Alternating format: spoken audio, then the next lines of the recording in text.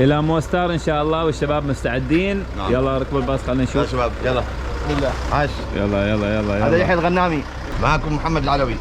في الطريق وقفنا بس شويه شباب ياخذوا فواكه بسيطه. طبعا الموسم لان بعدنا ما داخلين في موسم الربيع اللي متوفر انواع التفاح حاليا. لكن انا اللي حبيته هذا كمثرى. كمثرى بوسنيه. شوفوا كيف بوسنيه هذا. ايوه كمثرى هذه. رحلتنا اليوم من سراييفو إلى مدينة موستار، واللي تبعد 120 كيلومتر تقريبا عن سراييفو. الطريق يمر بك على مناظر خلابة سواء في الصيف أو في الشتاء، والمسافة المقدرة هي 2 ساعات تقريبا. على العموم شباب هاي مطاعم وبما يتمشى وبما ياخذ قهوة. مدينة موستار تعتبر أهم وجهة سياحية في البوسنة والهرسك، وهي العاصمة الثقافية للبلد. ومن أشهر المباني الأثرية فيها هو جامع محمد باشا كوسكي الذي تم بناؤه في عام 1617 ميلادي. محمد علوي خبرنا. محمد وين انت وين؟ من اصحابي. والله نحن الحين في موستار من اصحابي القديمة. أيوة. معنا الشيخ هذا البراشي طبعا. ايوه الناس الطيبين والحلوين. اوكي ان شاء الله نتجول كي بسيط، جولة بسيطة على المنطقة. عسى ان شاء الله تعجبكم. هلو. دونا كباب ما في؟ دونا كباب؟ بوسني كباب. والجسر القديم الذي يعود بناؤه لعصر السلطان سليمان القانوني، حيث بني في عام 1566 ميلادي بأمر من السلطان سليمان القانوني، وبني على نهر نريتيفا، وهو من أجمل معالم موستار، وتحت حماية منظمة اليونسكو. وتمتاز أيضا المدينة بسوقها القديم الذي صمم على طراز الفن العثماني، وتكثر في السوق التذكارات والسجاد البوسني والمصابيح الزجاجية والنحاسيات، وأغلب الباعة يتحدثون اللغة الإنجليزية.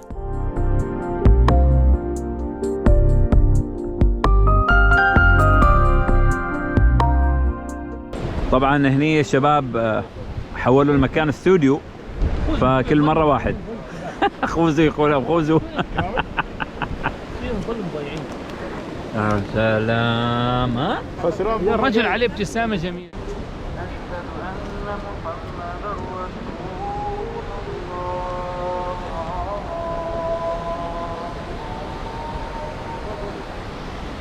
وهذا الشباب الحين نزلنا للغداء في مطعم راح نراويكم بعد شوية اياه. وهذا اول عمل يقوم به الشخص من يجي ويشوف هالمناظر. التلفونات تشتغل. عيش الحياة بحلاوتها. يا سلام. عيش الحياة بتفاصيلها. يا سلام. عيش الإثارة. ايوه تمام. محمود. جو جميل، حياة حلوة. يا سلام عليك.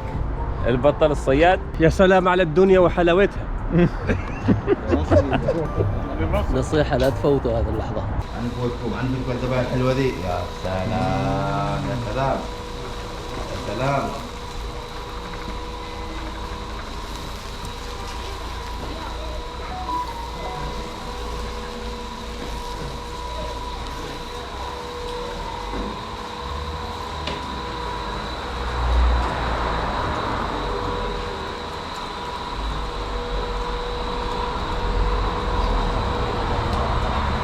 بوتيتو ما شاء الله.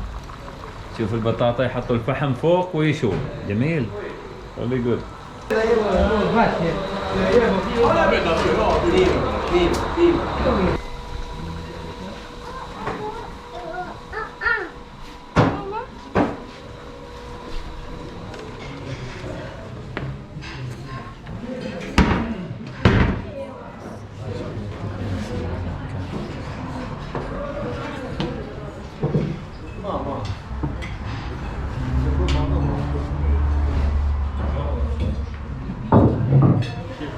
طبعا ما فوتنا الذبايح المشوية، لذلك أخذنا ذبيحة واستمتع الشباب بوجبة دسمة لذيذة. لا بعدك كانوا يبغون نصور ايوه. باب اللحم. نحن ناكل بعدين خلص تعملين صور شباب نحب ناكل بس نصور. ضحكوا علي ضحكوا. بندعي وبعد موستار توجهنا لزيارة منبع نهر بونا في بلقاي على بعد 12 كيلومتر جنوب شرق موستار. هلو Hello, how are you? خلينا نجرب تعالوا لا عسل الرمان ولا بلاقاي Blaga, yes. بلاقاي خلينا ننام بلاقاي. Try اوكي وات this. از ذس؟ Figs. فيكس تين. Tin. شفتوا زين؟ عصير رمان جميل ممتاز. بامانه يعني. ايوه نشترينا ما نرجع بنشتري منها مسكين معطينا عندهم عسل وعندهم مربى كذلك مركز. مركز مركز فنان وهذا برقوق Lavanda. وشغلات Special. سبيشل. شم سبيشل.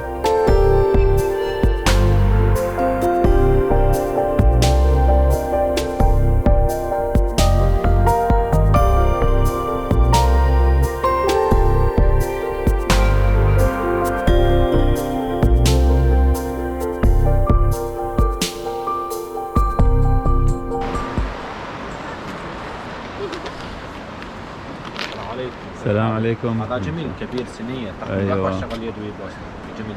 شكرا.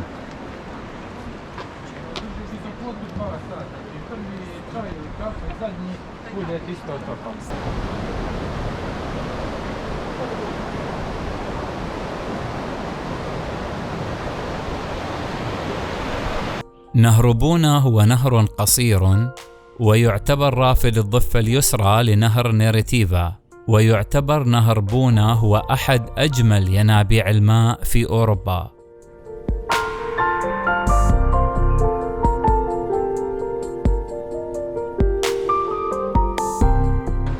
هذا الحين احنا رايحين نشوف مكان منبع الماء بس من الجانب اليمين مش من جانب التكية الصوفية. ينسب هذا النهر إلى مدينة بونا في العصر الروماني، وبنيت بلقاي على أنقاض مدينة بونا والتي دخلت تحت الحكم العثماني في القرن الخامس عشر.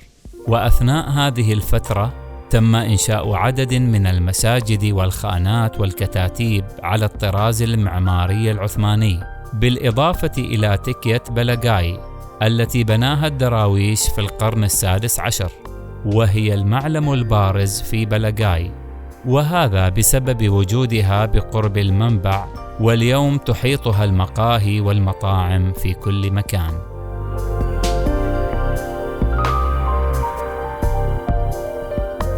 ينبع من أسفل هذه الصخرة ما مقداره 43 متر مكعب من المياه العذبة، ويتكون منها نهر بونا. طبعا يمكنك دخول هذا الكهف حيث ينبع الماء، ولكنه ليس كهفا عميقا، فقط عدة أمتار قليلة في الداخل، وهذا هو مدخل التكية الصوفية. الحين راح ندخل على منبع نهر بونا. طبعا دخول هني ب5 فرنك. واو. ايوه. This is stone. Stone, yes. Nice stone. Old stone, yes. Yes. Yeah. This is very cold. Very. Yes, yes. كانت هذه لمحة سريعة عن منطقة موستار في البوسنة والهرسك.